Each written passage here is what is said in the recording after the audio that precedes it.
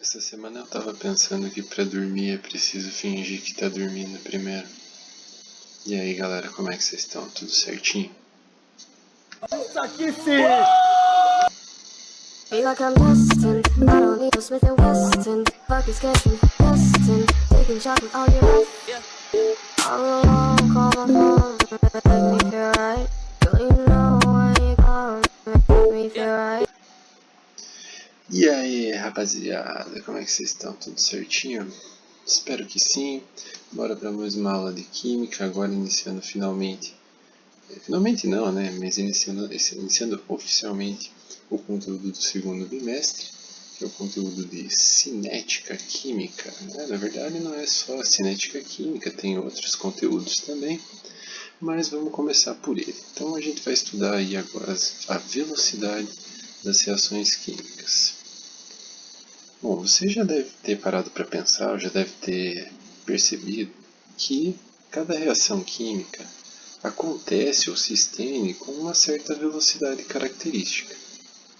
Algumas reações são consideradas rápidas, como a queima do combustível dentro do motor do carro. Algumas reações são consideradas lentas, como o amadurecimento de uma fruta ou a formação de ferrugem em um portão de ferro, uma estrutura de ferro, certo? Falar que uma reação é rápida ou lenta também implica dizer que ela ocorre com uma velocidade, deixa aqui, vai pegar bem numa coisinha,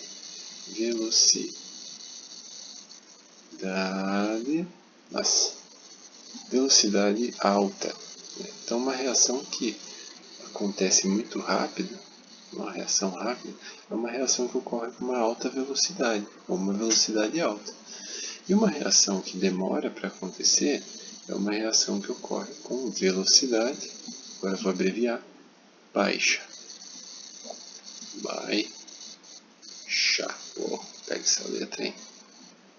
Velocidade baixa, ok? Então a partir de agora a gente começa a compreender as reações nesse sentido, de velocidade alta e velocidade baixa. O que a gente vai aprender agora então? Eu tentei separar em 3 tópicos aqui. Então a gente vai aprender como calcular a velocidade média de uma reação. Vamos aprender quais as condições necessárias para a ocorrência de uma reação. E vamos aprender quais os fatores que influenciam na velocidade das reações químicas. Isso para começar o estudo de cinética e os próximos que vêm por aí, certo? Nessa primeira aula, a gente vai estudar esses 2 primeiros tópicos aí, beleza? Tranquilo? Então vamos lá. Então, como calcular a velocidade média de uma reação? Você já deve imaginar que se a gente vai calcular, a gente vai usar uma fórmula. Então a gente tem uma equação.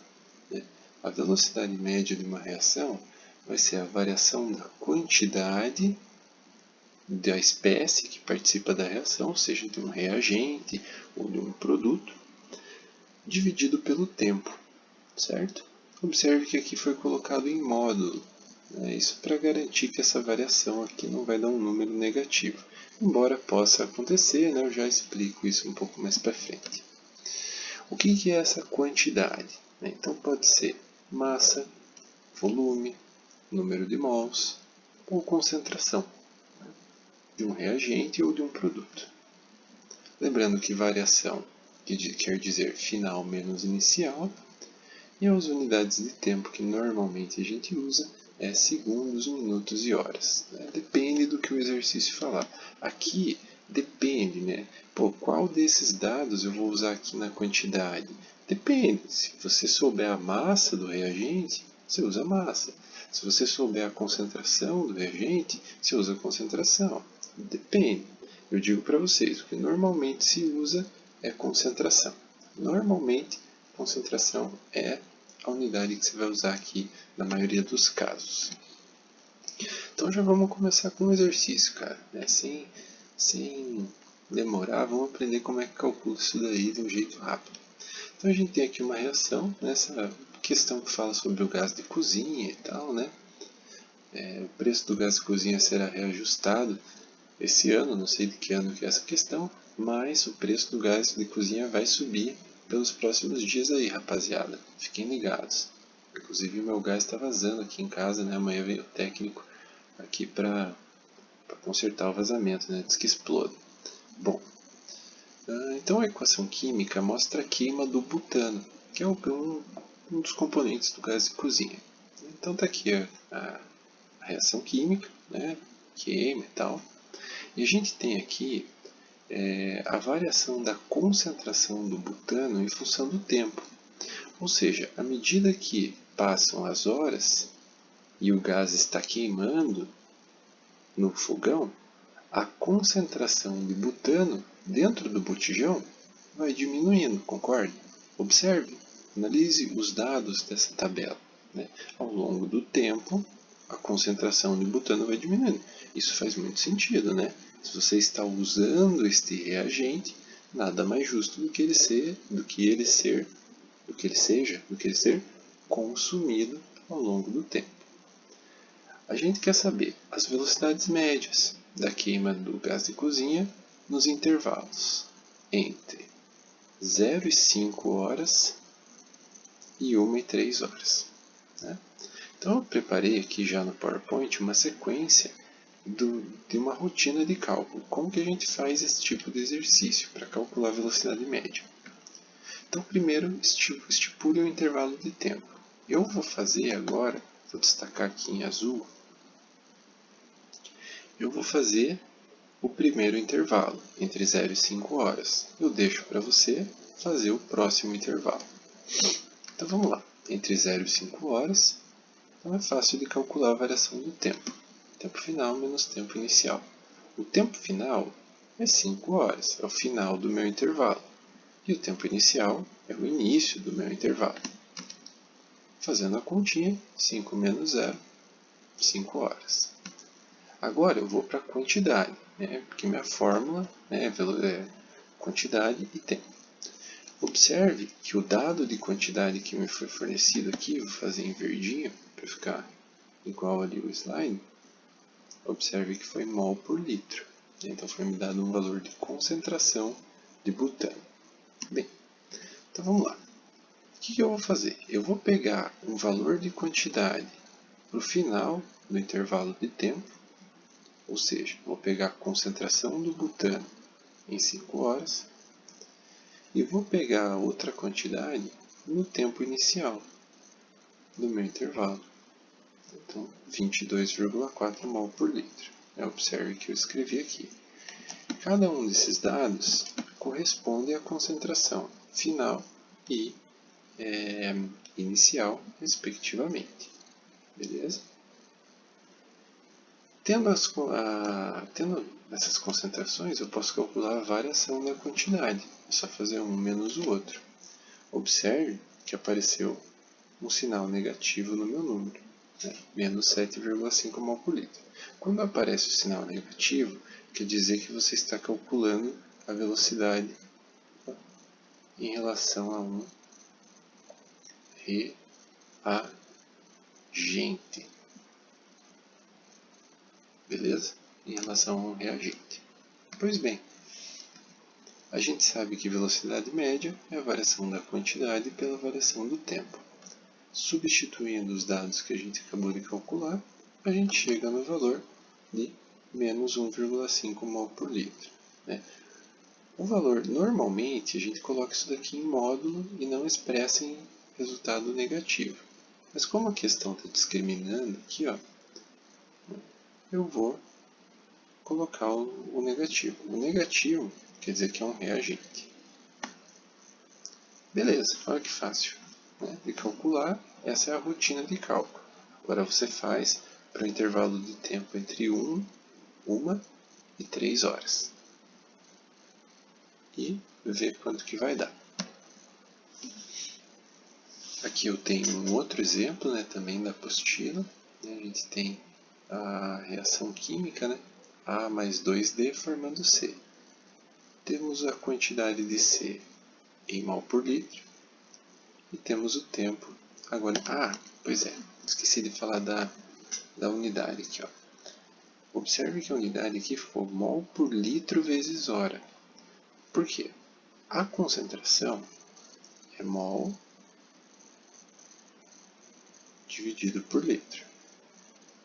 E eu estou dividindo isso pelo tempo, cuja unidade aqui foi horas. Lá da matemática, a gente sabe que numa divisão de fração, a gente repete a de cima e multiplica pelo inverso da de baixo. Aqui eu tenho hora sobre 1.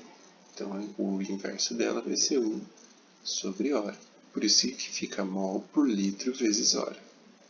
Beleza? Então, vamos lá. Eu tenho mol por litro de C e agora o meu tempo está em minuto. E eu quero saber a velocidade média de C no intervalo de 1 a 3 minutos. Então, vamos lá. Variação do tempo e variação da minha quantidade.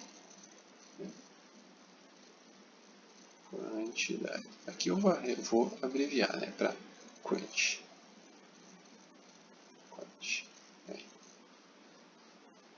Então vamos lá. Variação do tempo é o tempo final menos o tempo inicial. Então o tempo final é 3 e o tempo inicial é 1. 3 menos 1, 2 minutos. Beleza? Agora a variação da quantidade. A quantidade de C, no tempo igual a 3, é 2,1 mol por litro. Menos. A quantidade de C, no tempo igual a 1 minuto, é 0,8 mol por litro. Então já tenho a variação da quantidade. É só fazer a continha aqui, ó. Vai dar 1,3 mol por litro. E agora, para calcular a velocidade média, é só fazer a variação da quantidade, ou seja, 1,3 dividido pela variação do tempo, que é 2. Deixa eu fazer melhor esse 3 aqui, né?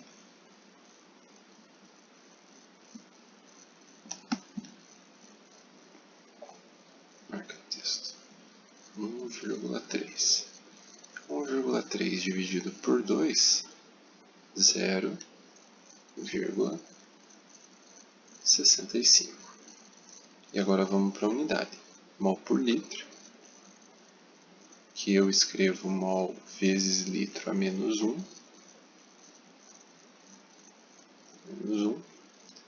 Vezes a unidade de tempo, que aqui é minuto. Então, minuto a menos 1. Beleza? Essa é a unidade de tempo.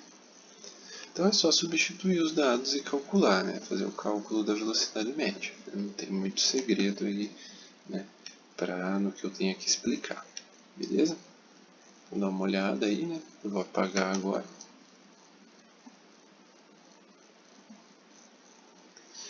Agora vamos para a letra B. Muitas vezes a gente tem os valores de um dos compostos, né, de um dos participantes da reação, e a questão pede de outro participante. Aqui está falando B e aqui está D. Aqui na real acho que tem que arrumar, deve estar errado na apostila. Ao invés de 2D, é 2B. Vou arrumar aqui. Aí, vai ficar melhor. Vou arrumar inteiro, né?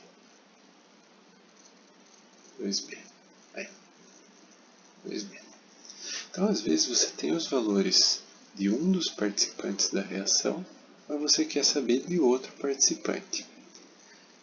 Em uma reação química,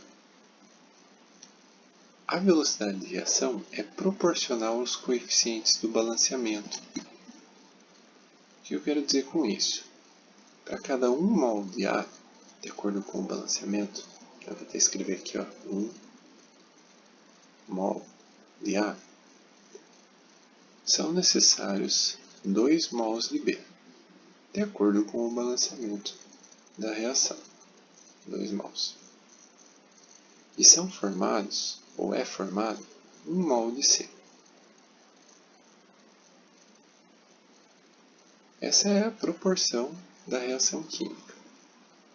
Na primeira questão, a gente viu que nós tínhamos a formação de 0,65 mol de C por litro vezes minuto.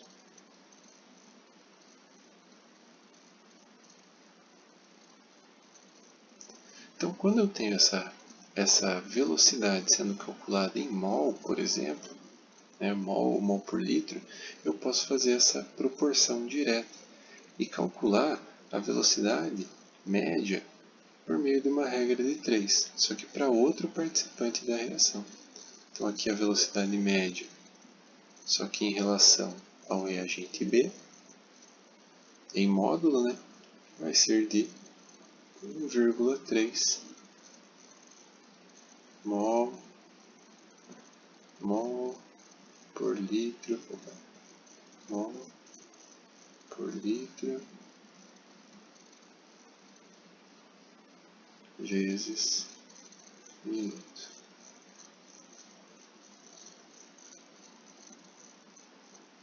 Beleza? Por que 1,3? Porque 0,65 vezes 2 vai dar 1,3. Porque a gente tem, para cada 1 mol de C formado, são consumidos 2 mols de B.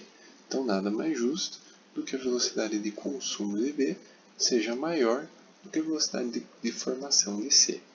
Em média, estamos falando de velocidade média. Observe que a velocidade média de A vai ser a mesma de C, porque proporcionalmente eles estão aí iguais, na mesma proporção. Aqui tem as resoluções, então facinho aí de resolver. Aqui tem outras, essa daqui eu deixo a resolução para vocês fazerem aí, tentem fazer, essa questão 3 está na apostila. Mas olha só essa questão 2. A eletrólise da água, fala da eletrólise da água e fala assim, durante 1h30 foram produzidos 30 litros de O2. Calcule a velocidade de decomposição da água em mililitros por minuto. Não vou pirar em mudança de unidade. Quero calcular a velocidade de decomposição da água. É isso que importa para a gente aqui. Então, eu vou escrever a reação aqui, mas só como que me interessa. Duas águas, 2H2O, que formam O2. Essa é a proporção do balanceamento. Vou colocar o número 1 aqui. Segundo a proporção, 2 mols de água formam 1 mol de O2. Ok. Caso esses compostos estejam no estado gasoso, nas mesmas condições de temperatura e pressão, o volume que eles ocupam é proporcional ao número de mols. Então eu posso dizer que para cada...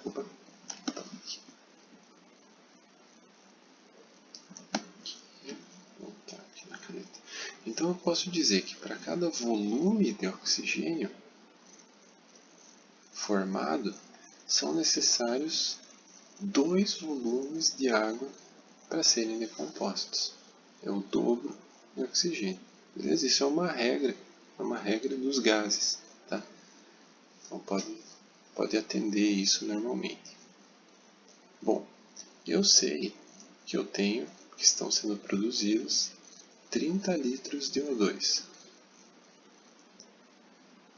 Então, qual será que é o volume de água necessário para se obter isso?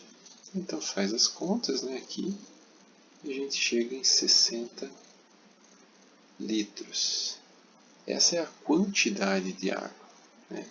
Então essa é a quantidade que foi formada ao longo do tempo.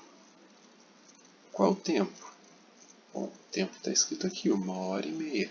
1h30, 90 minutos. 90 minutos. Aqui, 1h30. 60 dividido por 90 2/3, 2 dividido por 3, 0,666. Eita! Litros por minuto. Eu escrevo o por minuto.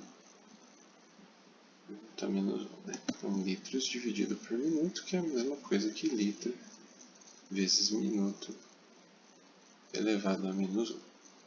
Tá? Litro vezes minuto elevado a menos 1. Certo? Nossa, meu 1 ficou meio estranho. Beleza, galera? Então, usem a proporção para descobrir o dado de uma outra espécie da reação química. Isso daqui eu deixo para vocês também, né? Só para praticar, né? Calcular a velocidade média em cada espaço, ó, em cada período de tempo aqui, de 0 a 50, de 50 a 100, né? Para hidrólise dessa substância. Tem as respostas aí. Bom, graficamente, o que nós temos para velocidade de reação? É possível que a gente tenha num gráfico de concentração por tempo os participantes dessa reação. Observe que aqui nós temos dois tipos de curva. A curva que desce, né, a curva descendente, Trapézio descendente. e a curva que sobe, a curva ascendente. A curva descendente corresponde aos reagentes que estão sendo consumidos. A curva descendente corresponde aos reagentes que estão sendo consumidos. E a curva ascendente corresponde aos produtos que estão sendo formados. Então, quando você olha um gráfico, tudo que estiver subindo é produto, e tudo que estiver descendo é reagente, certo? Esse gráfico é da reação de decomposição do N2O5, certo? Essa substância se decompõe em NO2 e gás oxigênio, dependendo das condições de temperatura e pressão. Balanceando essa reação, né, eu teria 2, 4 e 1. Isso aí, 2, 4 e 1. Beleza. Sim, eu tenho aqui uma tabelinha. Essa tabela está na apostila também, tá, galera? Se vocês quiserem, podem olhar lá. Observe aqui, né, que eu tenho aumento da concentração de NO2 e de O2, porque eles são os produtos da reação, e diminuição da concentração de N2O5, porque ele é o reagente da reação. Caso você não queira calcular a velocidade média, caso você queira determinar a velocidade em um determinado instante de tempo, aí você vai calcular o que a gente chama de velocidade instantânea. Ela depende de uma coisa chamada coeficiente angular. Na verdade, você tem que fazer o seguinte, assim, se você quer determinar a velocidade da reação no instante de tempo igual a 2 minutos, por exemplo, você vem aqui na curva dela e traça uma reta tangente a essa curva, certo? Claro, isso normalmente se faz no computador, né? Se faz numa planilha no Excel ou em algum software que faz gráfico. Mas é possível traçar uma reta tangente à curva da concentração, né, do produto ou do reagente, e essa reta tangente vai ter um coeficiente angular, que nada mais é do que o cateto oposto dividido pelo cateto adjacente, né? Isso vai me dar um ângulo, é o ângulo alfa, né? Quando a gente faz a tangente do ângulo alfa, tangente desse ângulo, a gente calcula a velocidade instantânea. Então, para cada ponto do gráfico, existe uma inclinação diferente da reta. Então, vai mudando o coeficiente angular. Logo, vai mudando a velocidade instantânea. E se muda o ângulo, né, dessa reta tangente, muda a velocidade instantânea. Mas isso daqui, normalmente, não cai no vestibular, tá? Por fim, né, para finalizar, quais as condições necessárias para a ocorrência de uma reação? A princípio, são duas bem básicas. Os reagentes devem entrar em contato, isso é evidente, e precisa haver uma afinidade química entre os reagentes, senão eles nem vão querer se transformar em outras coisas. Além disso, tem outras 3 condições mais elaboradas. As colisões entre os reagentes devem ser efetivas. É necessário que a energia desse sistema supere a energia de ativação da reação e é para que haja a formação de um complexo ativado. Então vamos estudar essas 3 agora. O que são as colisões efetivas? O próprio nome já está dizendo. São as colisões entre os reagentes que são de fato efetivas, que são favoráveis. Né? A reação pode ocorrer. Né? Nem sempre, né, a molécula bate com a outra, se choca com a outra do jeito certo. Né? Tem um jeito que é mais, né, favorável para que a reação ocorra. Beleza?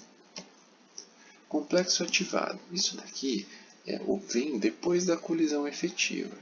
Ocorre a colisão e os átomos dos reagentes, ou as moléculas, os átomos, né, dos reagentes, vão fazer umas ligações entre si muito loucas. Ligações altamente energéticas e instáveis, né, muito instáveis. Isso daqui, esse complexo ativado, existe por muito pouquinho tempo. A partir dele é que serão obtidos os novos produtos. Mas a formação desse estágio é essencial para uma reação química. É uma das etapas de uma reação química. Né? Tem várias reações que ocorrem em etapas. Uma delas é a formação de um complexo ativado. E a terceira é a energia de ativação. Ela é a energia mínima necessária para romper a barreira, né, para romper uma barreira da reação, mas melhor dizendo, né, ela é a energia necessária para atingir o complexo ativado. Aí ficou melhor, né? É a energia necessária para atingir o complexo ativado. Né? O complexo ativado normalmente fica aqui em cima. Então aqui eu tenho os reagentes, eles vão absorvendo energia, absorvendo, até que atingem o estado de complexo ativado. A partir daí a reação acontece e se estabiliza, né, energeticamente. Observe que a gente tem 2 tipos de gráficos, um para reações endotérmicas e outro para exotérmicas. Né? Mas a energia de ativação é a energia mínima para superar, para atingir o complexo ativado. Graficamente a gente pode ter isso daqui, ó. Como calcula a energia de ativação? É a energia do complexo ativado. Tá aqui, ó, nesse ponto do gráfico, menos a energia dos reagentes, que é esse ponto aqui do gráfico, ó, tá vendo? Então a energia de ativação é essa diferença de caminhos, né? Esse valor aqui, ó, no gráfico, beleza? E olha o ΔHzão aqui, ó, velho de guerra. ΔH, produto menos reagente, sempre. Tá? Então essas são as 3 condições para que aconteça a reação. Cada reação tem a sua energia de ativação. Por exemplo, um fósforo, para queimar, para pegar fogo, precisa sofrer atrito. Esse atrito é a energia de ativação para queimar o fósforo. Um combustível dentro do motor do carro precisa da faísca, da vela, para queimar. Essa faísca é a energia de ativação para a queima do combustível. Cada reação tem a sua energia de ativação. Para vocês estudarem, né, vão tentando fazer esses exercícios aqui que eu deixo propostos. E é isso, galera. Se preparem para bastante cálculo, né, daqui para frente, né, como de costume aí nessa segunda série. Por enquanto é isso. Olha só, já acabou a aula. Galera, fiquem na paz, fiquem em casa. E eu vou ficando por aqui. A gente se vê no mais tardar aí no nosso encontro ao vivo. E a nós, valeu, fui!